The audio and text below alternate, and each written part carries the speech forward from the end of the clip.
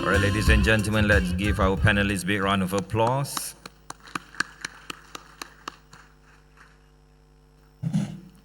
All right, Doctor, over to you for the session.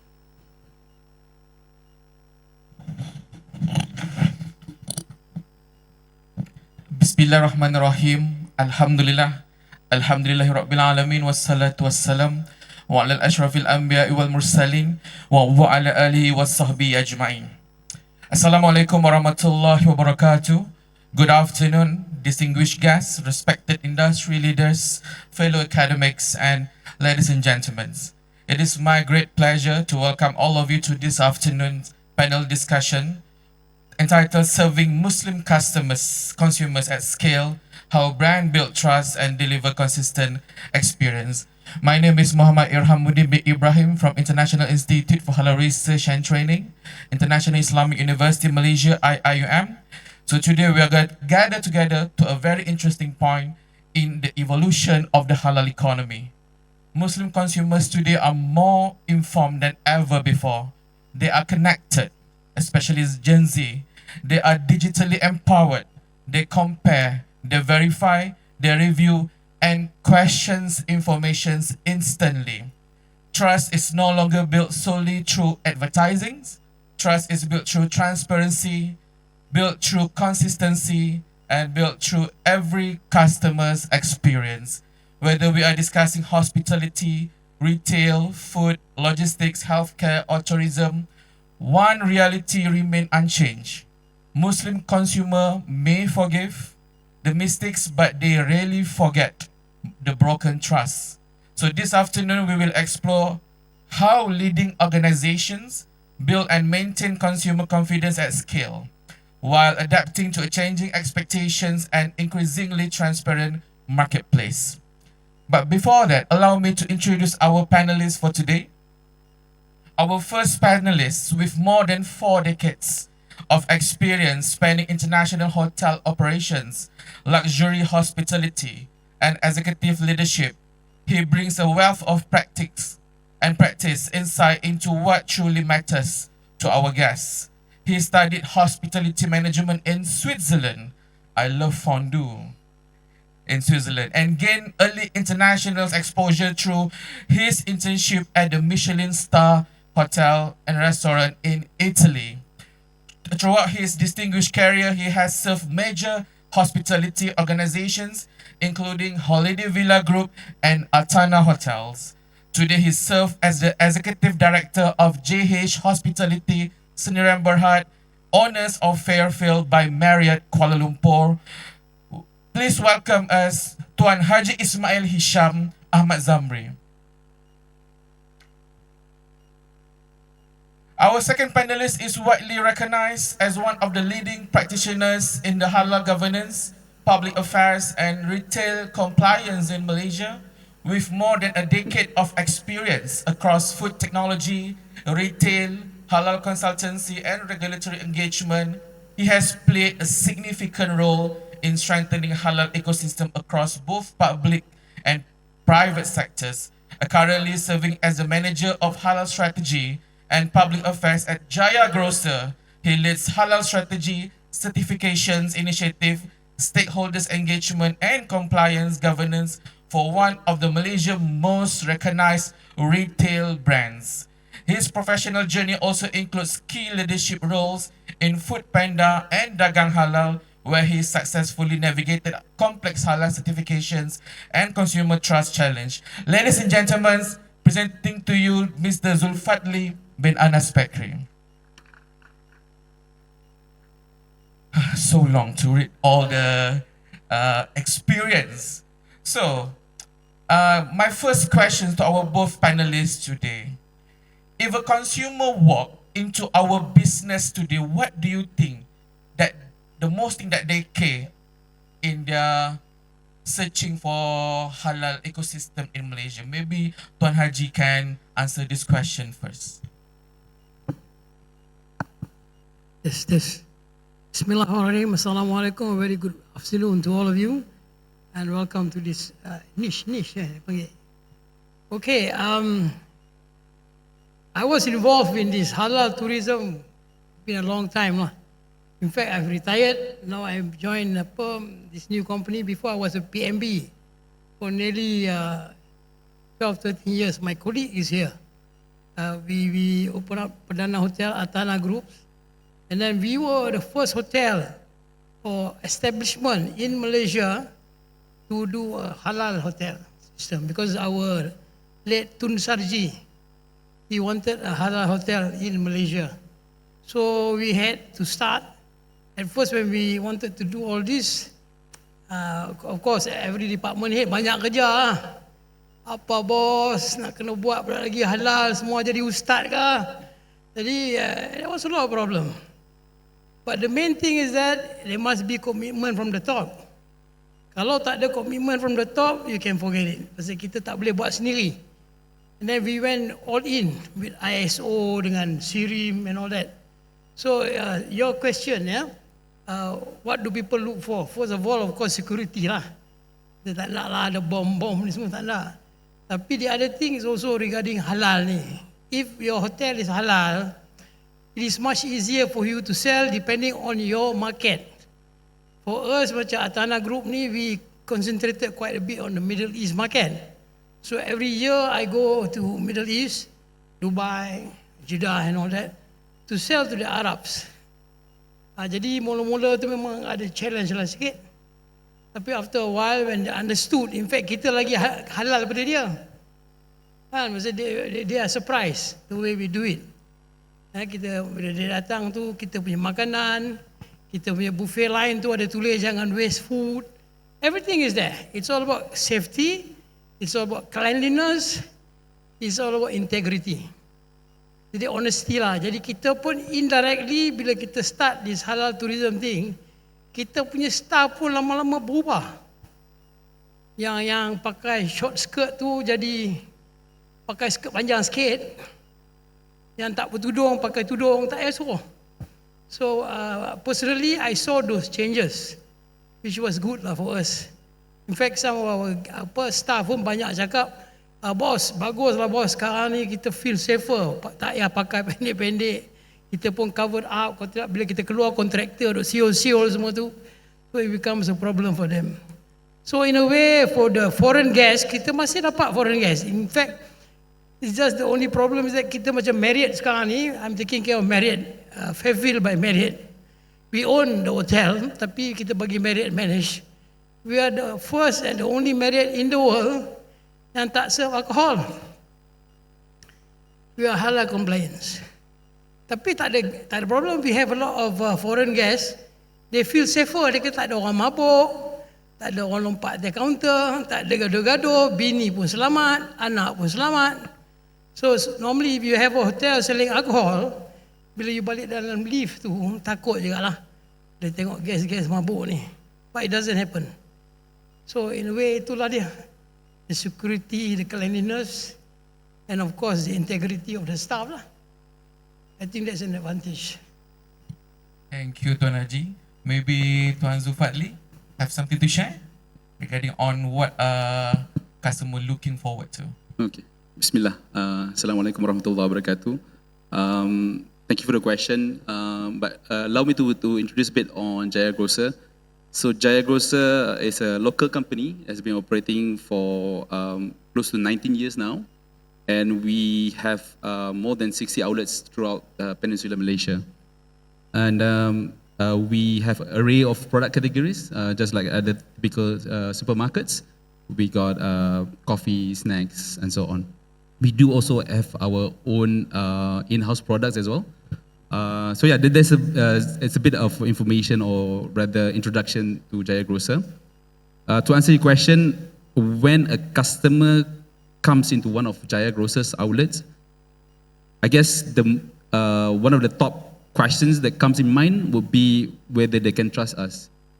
Of course, the halal is assumed or rather is it the baseline, whether the products are halal certified, right?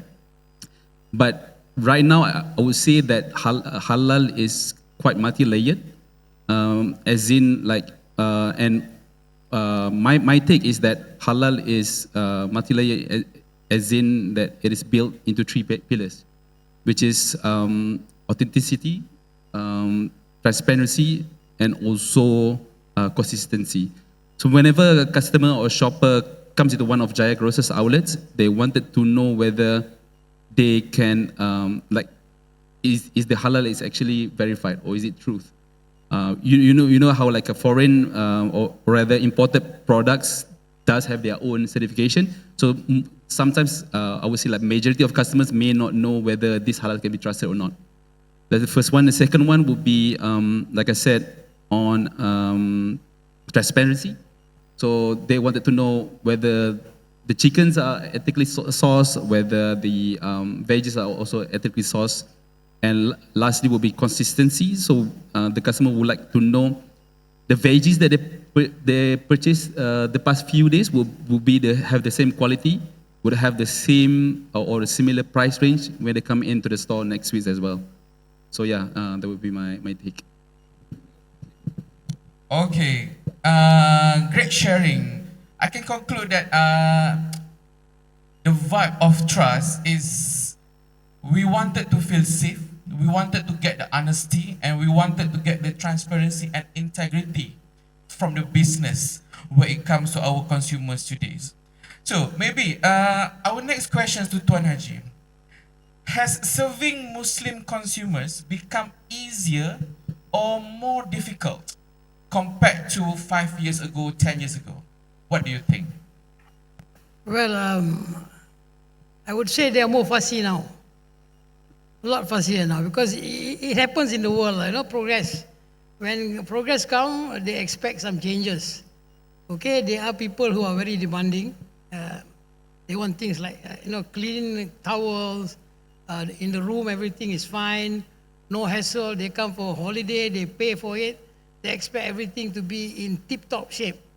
So that's where when we are Islamic compliance, we make sure it is done proper. So again, it comes back to integrity because we have briefings in the morning, and then all our properties before when we started, I'm using the Atana Group, the Perdana Hotel, as an example because that's where I was before we started that property has an Islamic hotel. So we have in all our hotels in Malaysia, we have 7 or 8 hotels. So we have an ustad, full-time ustad. Dia kerja ustad ni, dia pergi round check. Jadi pagi-pagi ada doa, ada tazkirah, and then ada kelas dia semua. So we remind people. And then all the departments, before they start working, dia ada doa. Department head will carry out. Each department head, Monday, Tuesday, Wednesday, Thursday. Just as a reminder, pagi-pagi. So that's why we try and keep the guests happy. And then macam kita buat sertu dalam bilik lah kata. Because it's open, our hotel is open to all religion. So bila kita tengok Chinese guests bawa makanan daripada luar ataupun yang foreign guests yang bukan halal. So after that our ustaz goes in and do it with the housekeeping. Jadi itulah dia. And then all our ustaz goes round, dia bagi kelas. And then even our supplier pun, he will go to the supplier punya place, rumah ke apa ke, kita akan pergi tengok cara proses dia buat tu. So cleanliness is guaranteed. Macam lori datang hantar barang, ustaz tu akan lompat atas tu dulu. And then when we do any function, the F&B manager ataupun yang in charge tu akan bagi the whole itinerary tu ustaz. Ustaz akan tengok tak ada menari gogo ke ada ini semua tak boleh. So we go in compliance with that. That's it. So you would say that our customers nowadays are getting more strict regarding on the Islamic requirement. Tapi that's it. It's just that it is not mandatory. Okay. Some owners are okay. Some owners tak apa-apa nak ini sangatlah pasal there is a level. Macam kita dapat M4 ni kan gold, platinum and all that. So we go to the gold level macam Perdana they go to platinum. That one all out lah dengan Sirim punya ISO and all that, which they do audit. The NCR, the OFI yang tu panjang sikit cerita lah. So for us in Marriott, we just do it the normal one. Janji halal tapi tak ada yang heavy sangat lah. Itu. Understood. So Mr. Zulfadli, how about from retail perspective? Is it getting easier or difficult trying to fulfill our customers' needs?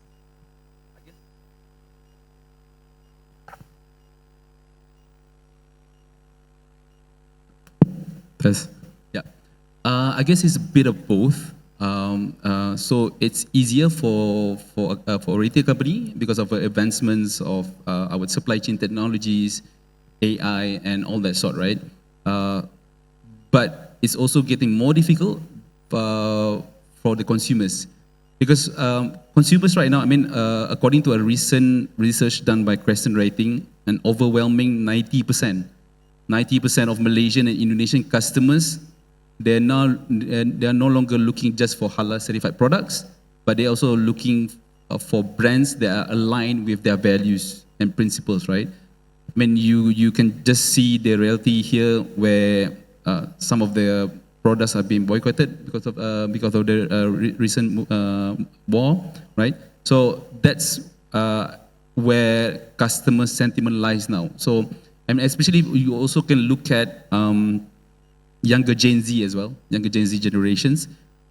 Yes, they can be quite price sensitive. I guess that's ingrained in Malaysian DNAs in a way, but they are also looking for brands that are aligned with their values and aligned with what they are looking for, right? So brands right now or products no longer have to say, I mean, the same, you could say that many years ago, customers or Muslim customers would see a product that is certified, then they're okay, let's stop it there. But right now they are taking the step forward to really see if the brand is, I mean, if they wanted to invest or they wanted to purchase more from that brand.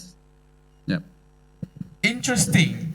From the second questions, we can say that our consumers are moving forward with their own sentiment when they are deciding to choose which service and which product. So from this sentiment, they go to the next question. What is the biggest misconceptions that still have about Muslim consumers today that they bring their own sentiment when they choose their service and product? Well, I think for the Muslim clients, it's not an issue. Kalau kita punya hotel tu Muslim friendly, it's the non-Muslim. Jadi masalah bila dia dengar hotel kita, wah, you punya hotel halal punya hotel ni banyak susah oh. Jadi dia tak ada. And then especially we don't serve alcohol at all. So when it comes to dinner and all that, we lose quite a bit of business because first thing they want the beer lah, the alcohol and all that. We don't serve. So perception. Tapi some people take it as a positive thing, something yang more safe, back to safety. Tak ada orang mabuk, tak ada orang kelang kabut semua ni kan. Because once you start drinking, that's it lah, ada disco, ada semua ni, it's a bit of a problem. Tapi untuk Muslim punya guest, no problem. Itu saja. Tinggal lagi ada yang kadang-kadang complain sikit lah, pasal bila you register, you kena register properly, the proper way. We don't just allow, kalau bukan mahram nak check in semua tu, tak ada, we check all that. Itu saja. Wah, engkau ni main macam ustaz lah. So that's why indirectly they panggil saya ustaz pada. But it's not that. We don't bother about your life. You carry on as what you want, tapi you conform to those rules and regulations. Itu saja. That's it. Yes, I can conclude that we need to do more awareness and dakwah to spread the awareness of the Islam towards this group of community. How about misconception in retail, especially when it comes to boycott? I'm really interested with your boycott sentiment brought by our customers. Do halal certifications protect our products and business when it comes to boycott issue? Well,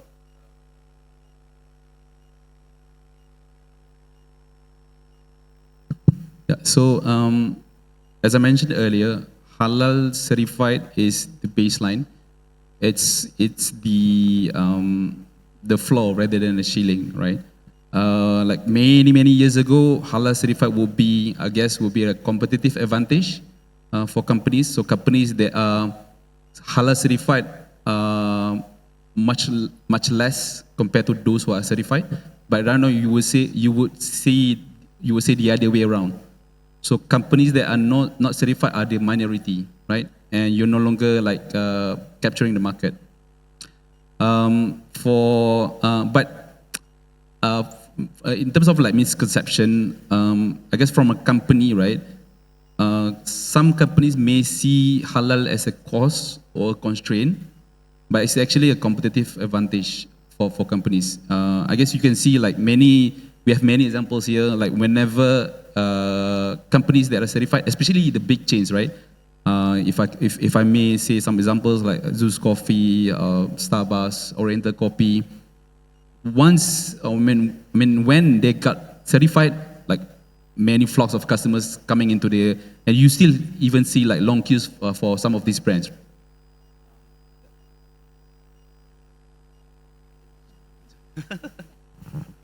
Yeah.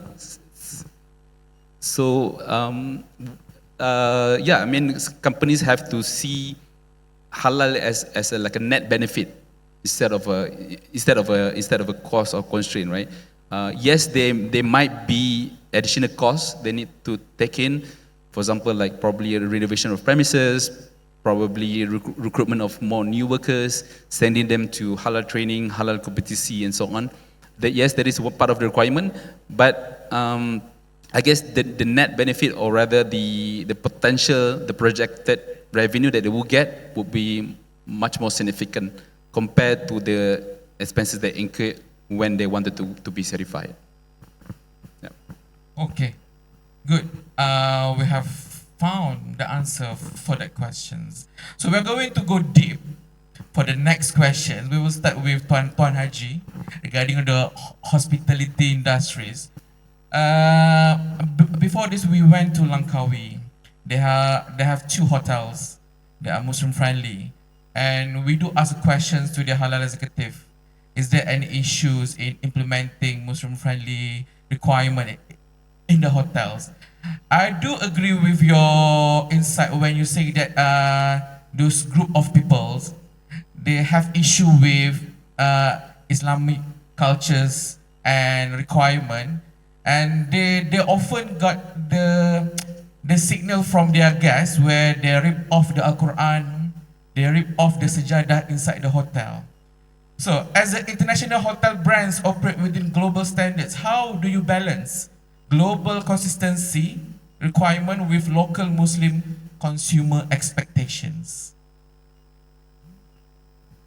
Well, that's quite a challenge for all of us, you see. Tapi like I said, it depends on your clientele. If your clientele content to segment tu banyak yang European ke ataupun non-Muslim, then you have to concentrate sikit yang ke situ lah. Kalau kita banyak Muslim, then we maintain yang ini. Tapi like I said, we don't want to be too fanatical. Okay, we just do it as a normal thing, a daily thing. We have macam kita tak ada lah nak apa, setengah hotel dia ada azan semua. Some people tak suka.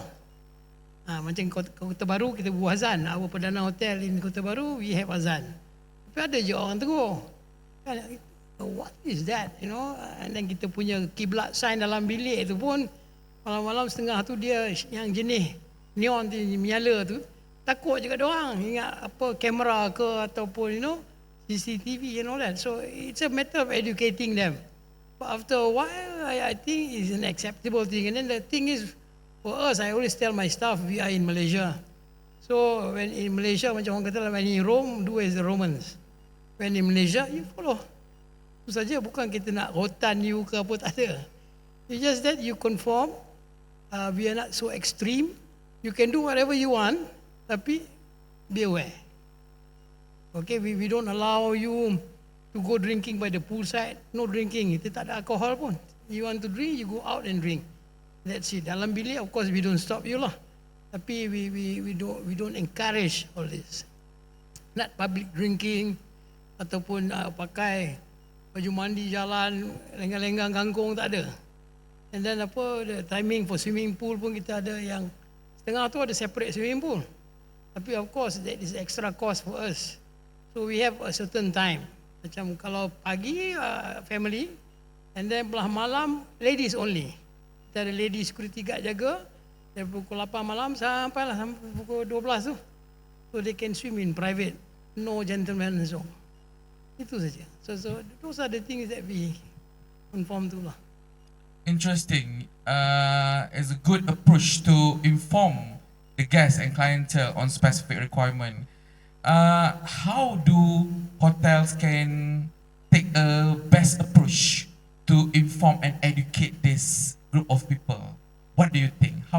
What is the best approach to Well, educate them? like I said, kita tak mau ekstrim sangat. Tapi they know we are a Muslim-friendly hotel because once you come into the hotel, you can see the difference. Macam kita punya buffet line tu, kita ada plug atas buffet line tu, don't waste food. God, forbid benda ni semua. And then kalau you pergi tempat ni, dia ada lain. Dia ada reminder. Tapi nothing extreme. It's more like hygiene, educating, and then after a while they understand. Itu saja, makan sama je setengah orang tu because I had an interview with CNN when they came to do a Halal Tourism Richard Quest. He did an interview with us. Dia pun mula was surprised. He doesn't understand what is a Muslim hotel. Dia ingat datang-datang tu kena bagi pakai serban. Tak ada, kata. It's normal. The food is the same. Dia ingat macam cultured food, macam jiwu semua tu. Tak ada. Food is the same, it's just that it is halal compliance. This halal compliance pun banyak jugalah kita punya very strict pasal kita kena dengan JAKIM hand in hand. Kalau macam kita nak buat chicken chop, so we must know where the chicken comes from, garam daripada mana, gula daripada mana, everything is itemized. So it has to be approved by ni JAKIM dulu baru kita boleh dapat yang halal cert tu. Sometimes it's quite a challenge, tapi kita dah biasalah, kita tahu. That's it. So it comes with experience, right? Yeah. With thousands of guests, thousands of After a while clients. you get used to it, it becomes a daily thing lah. That's the most important things, to learn and always grow with the new clients. Okay, thank you, Tuan Haji. Mrs. Zulfadli, I have questions for you. Retail operates at enormous scale. Thousands of products, multiple suppliers, and countless customers' interactions and complaints and so on. So what keeps you awake at night when it comes to protecting consumer trust? Okay, what keeps me at night? Yeah, a couple of things. I guess, in terms of, of things that we cannot control. Yes, Jaya Grocer actually have our own supply chain. We actually have our own network of logistics. We own our fleet, and we operate on 24 hours network delivery lah. So when our own lorry source veggies from Cameron Highland, from Johor, the veggies will be at our outlet not more than 24 hours. But in terms of probably things that keep me awake at night is the halal integrity that might be affected at outlet level.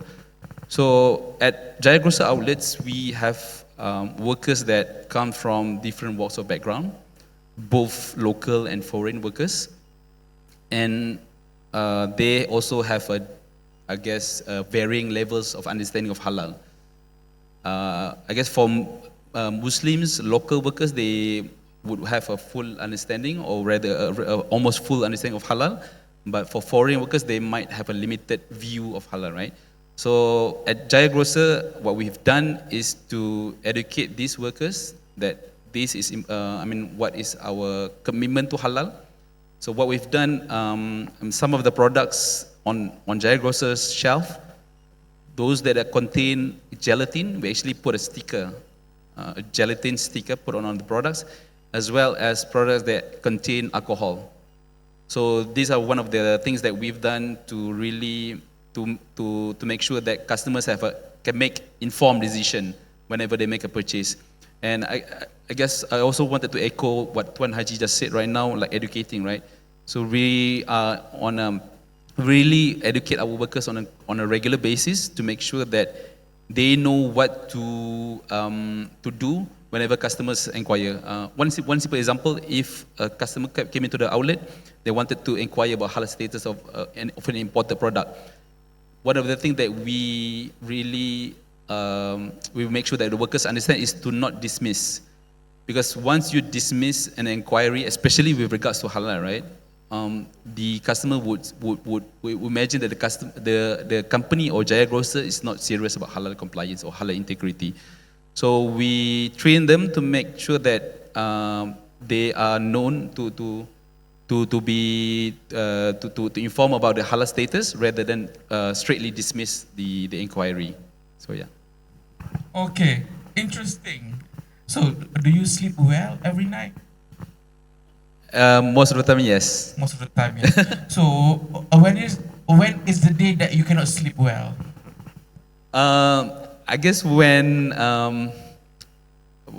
audits happens, or I guess whenever there is a serious non-compliance. But I can say here that until this day, I mean to this moment, there is no serious non-compliance with regard to halal. Yeah, but of course, there's always a possibilities, right? Because I mean, Jaya Grocer also trade pork products as well, so there's always this possibility. But yeah. Yes, now we understand that. That makes us can sleep well every night is the assurance. The assurance that our company follow all the requirements and managing all the risks. So, we move on to the cross-panel discussion. I can ask both panels. If you were advising a company entering a Muslim-friendly market today, what is the one mistake that they absolutely must avoid? Maybe from Tuan Haji for hospitality industry. What are the mistakes that they need to avoid? Coming back to what I said earlier, benda ni tak boleh jadi kalau the owners tak involved. Pasal dia tak boleh hangat-hangat tak ayam je, because it takes a lot of work. Very meticulous. When we first started this also, our department head semua tu, it took a bit of convincing. Pasal banyak nak kena buat ni. You know, like for example, chef, dia kena tahu apa barang nak beli, and then barang-barang macam Jaya Grocers lah. You must know where they come from. Tiap-tiap kali kita tukar je menu, dah kena pergi JAKIM. Tiap-tiap kali kita tukar je menu, dah kena pergi. I think Cik Zack pun dah biasa jumpa dengan saya dekat JAKIM dekat Putrajaya. So dia hotel dia, saya hotel saya, and then we have this problem lah. Katalah instead of having chicken chop, now kita nak tukar steak. So again kita kena tukar semua tu. And then kalau satu item tak apa, come end of the year next year we buat new menu baru, dah proses sekali lagi. So very meticulous, especially kitchen, then housekeeping semua tu kita kena jaga lah. I think same like Jaya Grocer, dia lagi banyak barang dia tak tidur. So our responsibility, especially ustaz saya pun kadang-kadang datang jumpa saya, ustaz kata, Cik Mai, apa saya yang in charge ni Cik Mai, nanti kalau apa saya tanggung dosa.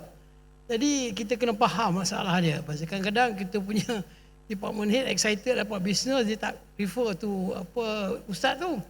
Jadi there are certain things that are not conforming. So dia kena tegur. Pasal kalau dia diam pun, dia yang menanggung besok nak jawab sana. So a lot of responsibility. So we learn to help each other. Like I say again, we don't want to be fanatical. We just go in line, make sure everything is in order, proper, and then kita ikut integrity tu. Tak boleh lari begitu. We know we are Islamic compliance, kita ikut betul. Itu je. So what is the mistake that we need to avoid? Like I said lah, jangan hangat-hangat tak ayam lah. Yes. You want to do it, you do it right. Okay. And there's no halfway, setengah-setengah tak ada. You jump all the way. Full commitment Full from commitment. top management Full until commitment, include all the operators. That's right, Yes. that's right. Okay. Full commitment from everyone. So how about retail perspective, Tuan Zulfadli? If I were to advise business owners wanting to get into retail, mistakes with regards to halal, I guess, because some companies, whenever they get halal, they stop there. They are working towards getting halal certification, but that's the only main objective. But as most of you guys know, that halal certification does have a validity. You have to renew. So the commitment, like Tuan Haji just said, doesn't stop to the point of getting certification, but it's actually up to the end, right? So companies have to have this mindset. Top management have to have this mindset. and and as I mentioned in my previous points before, that this commitment actually translates to a higher GMV, a higher revenue for the companies, right? So it's a win-win actually for companies. I guess another point I would make is that transparency. So whenever, if a crisis happens, companies have to be swift, have to be specific, and doesn't really and address the issue lah. So once you see, for example, if a dog or a customer bought a pork products, put in onto our bakeries or halal meats, right?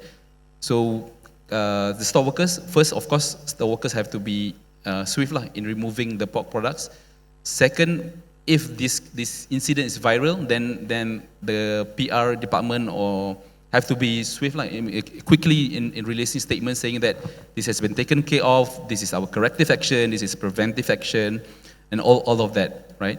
So and customers, from what I see, my take is that customers are, like you said also, that customers are okay to forgive, but they are not tolerating companies that are giving vague statements, right? So they macam, are you actually really serious about this? And the longer the longer companies releasing their statements, and the longer the customers pun rasa macam this company tak serious lah, kan? Yeah. Customers, they don't like uncertainty. Company needs to move fast and adapt fast with the current situation, because currently we are living in the era of informations. Easy to get all the informations on the internet. So social media, these are the last questions to both panelists. Social media has transformed the relationship between business and consumers. Has social media make it easier or harder for brands to build trust with Muslim consumers? Maybe Tuan Haji can start first. Well, social media, if it's used right, it's okay. Tapi it does help in the sense that we don't have to be going all the time, because like I said, we have a certain segment of the market that we want. So that doesn't mean we have to go to the Middle East all the time. So with social media, we can advertise, proper advertising, not negative advertising, because it can be used wrong, it can be used right. So it does help, of course, it helps. So we advertise whatever we introduce, whatever services that we have, and then we also have places like when you want to go for prayers and all that, bulan puasa, we have tarawih in the hotel. We take them for sembahyang subuh pagi-pagi. All that we do. And then Kemulai, we have that in our hotel. Our hotel is big enough. Our surau besar. We even employ people from the surau Kampung Baru to stay there for 1 month. They will do the tarawih there. So you don't have to go anywhere else. Our surau is big enough. Can accommodate about 80 people, 90 people. So kita buat tarawih kat situ je lah. Payah apa-apa. So we do whatever we can. So it is quite an attraction, especially when we have Middle East guests lah. During July to August, when it's summer time, memang their business is good lah, they pay. Dia top dollar punya business, so fasih sikit lah. Itu saja. Anak-anak pun puas sikit, jadi kita kena pandai lah jaga. Tapi they are quite a big spender. That's it. We don't want to lose that market. Tapi sekarang, with this war and all that, it's a challenge for us. The clientele has changed. Now people go towards China and Vietnam and all that. So itu yang kita punya challenge sekarang ni. It's not easy anymore to get these foreign tourists. Anywhere pun sama. Okay? Thank you. Tuan Zulfadli? Yeah, social media definitely plays an important role, especially in this generation. Jaya Grocer, and I guess also for other companies, does leverage the benefit of social media. So even in a recent studies saying that 40% of Malaysian customers actually explore new brands through TikTok and Instagram, right? So that's actually a huge number to be identified, to be explored, right? But on the other hand, social media also does play a negative role. Malaysia, we do have Jabatan Netizen Malaysia, which is cepat padat but not necessarily tepat, right? With regards to sharing information. So whenever this an incident happens, I just wanted to echo what I said earlier. Companies have to really own, have to communicate and really own the narrative, like shape the narrative, so that this misinformation or things that didn't happen or things that maybe amplified too much from the netizens or for the customers. So companies have to act quick and to make sure that the information about the products, information about the companies are not being, the integrity is not being harmed, right? Yes, I do agree that it is quite challenging for us to navigate the challenge from our community when it comes to social media. A lot of narrative, the positive, the negative, which is mostly negative. Me, myself too, I have tried to answer all the questions, especially in threads. In Facebook, threads most toxic, I tell you. Threads is the most toxic place and negative place, but we're trying to advocate what are the reality, what are the requirements, why it is necessary to protect our consumer, to protect our Muslim consumers, and to protect our industries. So that is the role of us as the professionals in the halal industry to keep in touch, to address the issues instantly, to make a fast decision, to absorb the pressure from the community, to ensure that we're protecting our halal industry integrity and status. So for that, thank you very much, Tuan Haji. Thank you very much, Tuan Zulfadli. Today's discussions remind us that serving Muslim consumers is not merely about meeting expectations, but it's about honoring trust. Trust cannot be manufactured, trust cannot be purchased, trust must be earned continuously through integrity, through consistency, through transparency, and genuine commitment like what our panels has said today. As the Muslim consumers become increasingly informed and discerning, the brand that will thrive are not necessarily the biggest brand, but the brand that follows all the current requirement that we have today. Ladies and gentlemen, please join me in thanking our distinguished panelists today for sharing their valuable insights and experience with us today. Thank you.